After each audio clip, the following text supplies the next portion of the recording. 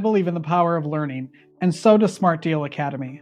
This incredible nonprofit serving the greater Charlotte area is changing lives through personalized tutoring, homeschool teaching, and enrichment classes for students of all ages. From pre-K phonics to private music and Spanish lessons, Smart Deal creates a safe, joyful space where kids grow in confidence and curiosity. This work only happens because of generous donations from those who believe every student deserves a chance to thrive. Every dollar fuels one-on-one support, creative programming, and the kind of encouragement that sticks with a child for life. Be a part of that impact by visiting smartdeal.com and make a tax-deductible donation today. Let's build a brighter future together.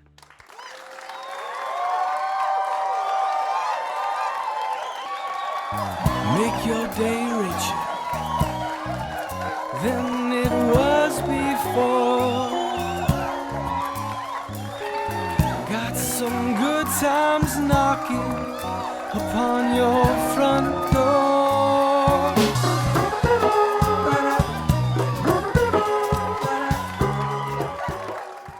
Ennis, good morning. Thanks for being here. Good morning to you, and thanks for the invitation. Of course. Well, first of all, with a name like Ennis Pepper, I feel like you should have this gigantic musical career. That's what it seems like. You should have 10 Grammy Awards and a following of millions. What a name. Yeah, well, I'm not quite there yet, Richard. So I play drums, but I'm not there yet. So Do you have siblings? I do. I have two sisters. One of them is deceased. Both of them were older. What about names? Do they have as unique names as you do? Actually, no. One was named Thelma. The other was named Gloria. The one that was named Thelma, they named Pris when she was younger. That stuck. I don't know that she liked it, and I kind of moderated on that, and I call her Perts. What does Ennis mean? Does it mean something, or where did that come from? Honestly, I have no idea. Oh, interesting. Yeah.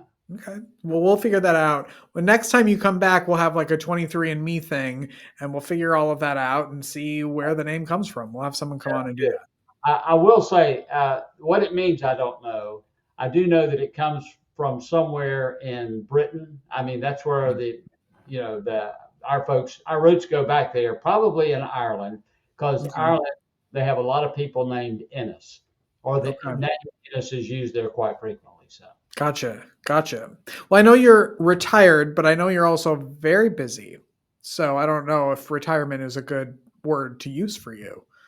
Well, I'm not retired in the sense that I do nothing. Right. I am retired from my primary career, which is in the past now, and everything I do, I love it, so I'm enjoying it. Just tell everybody really why you're here and what work you are doing right now. Well, one of the things I'm doing is I'm working with a dental charity. It's a local dental charity in Charlotte. It's called Agape Dental Ministry. And it's unique in that it has the only standalone dental office in the entire Mecklenburg County, probably broader than Mecklenburg, but at least in Mecklenburg, there is no other standalone dental charity in operation. And what does dental charity mean? People who need dental services but cannot afford them can qualify and make appointments with the dental service and have all their dental work done at no cost to them. If they are of a mind to make a donation, that is obviously possible, but there is no pressure and there is no requirement to do so. How did you get involved with them? One of my other jobs is I work with the Board of Elections, and one of the ladies I work with at the Board of Elections happens to be, she is the executive administrator for this organization. She works there she is a dental hygienist by trade, by qualification. She got involved with this dentistry. She has a huge heart for people, and she's worked there for years, and we love her to death. And so I just kind of gravitated to working with her and in the ministry itself. I'm not hands-on. I have no dental qualifications, but I have experience raising funds And so that's what I'm doing with them. So And so they have a location, correct, in Mecklenburg County? they do. It's on Idlewild Road. Okay. And how do like what are I guess some of the qualifications for receiving services from them? Well, you have to make, I think it's no more than twice the poverty level in income. Okay. Uh, you can't have insurance, dental insurance.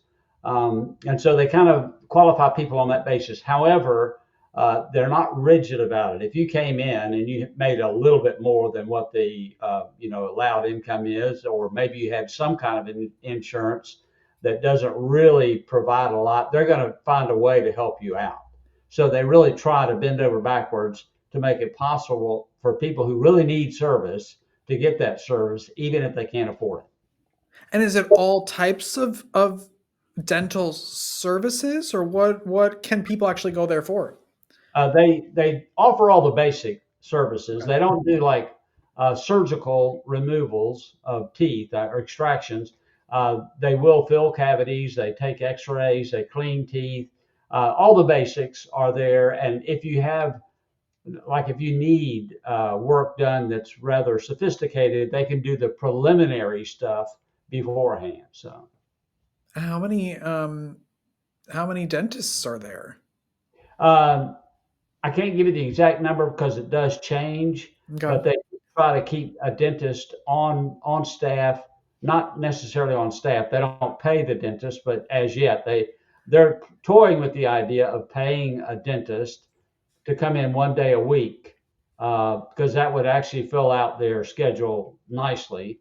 But Yeah. they try to bring in a dentist each day to work with people. Obviously, because it is all volunteer, sometimes the schedules just don't work out. And Right. one of the things they try to find are dentists who are actually retired and who Mhm. obviously are qualified and who would like to still contribute using their skills in dental work. So.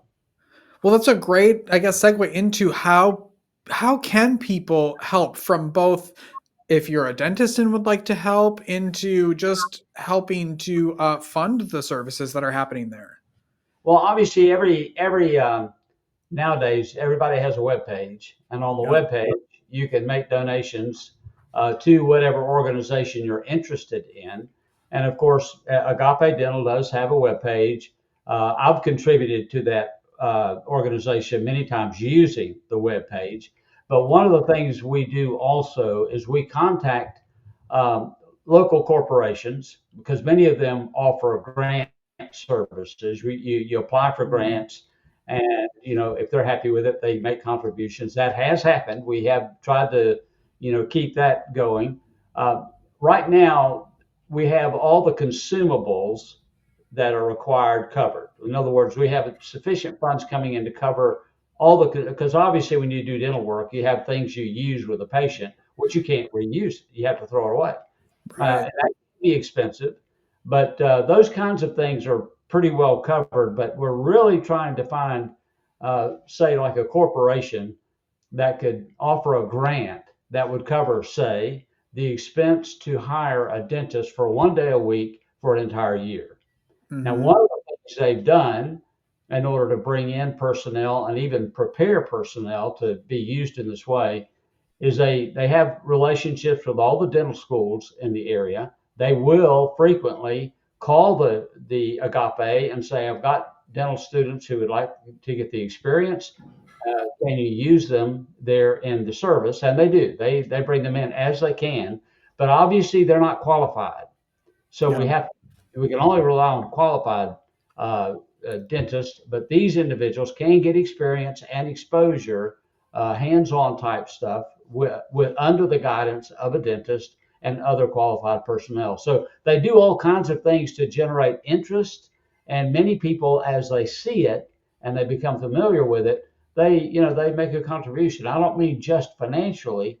Sometimes they do hands-on stuff. So. Hmm.